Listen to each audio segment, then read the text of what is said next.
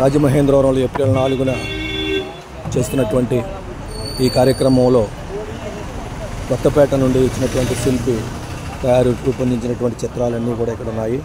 ఇక్కడ గౌతమ బుద్ధుడు, అలాగే మీరాబాయి, ప్రముఖ సంగీత విద్వాంసులు బాలమురళీకృష్ణ గారి విగ్రహాలు, అలాగే చిత్రాలన్నీ కూడా ఇందులో ఉన్నాయి. బాబాసాహెబ్ అంబేద్కర్, డాక్టర్ అక్కినేని నాగేశ్వరరావు గారు, అలాగే చరిత్రకారుల యొక్క విగ్రహాలు. మనం చూస్తున్నది డాక్టర్ బాబాసాహెబ్ అంబేద్కర్, ఏపీజే అబ్దుల్ కలాం. మరి వార్తా ప్రపంచంలో రారాజుగా వెలుగొంది ఇటీవలే పరమపదించినటువంటి ఈనాడు అధినేత రామోజీరావు గారు, అలాగే తల్లి పిల్లల అనుబంధాన్ని చూపించేటువంటి ఒక అపురూపమైనటువంటి చిత్రకళారూపము, ఇవన్నీ కూడా ఇక్కడ ఏర్పాటు చేయడం జరిగింది. అంటే సజీవ శిల్పాలు, అలాగే చిత్రాలు రూపొందించినటువంటి చిత్రాలకి వేదికగా రాజమహేంద్రవరం రూపొందించడం జరిగింది.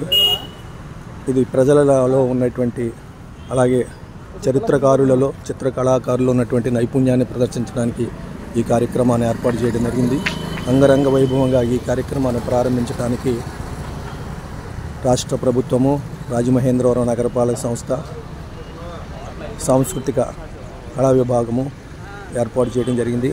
అలాగే వివిధ కళాకృతులు, కళాకారుల యొక్క విన్యాసాలు ఏర్పాటు చేయడానికి కళాకారులు అప్పుడే సిద్ధమవుతున్నారు.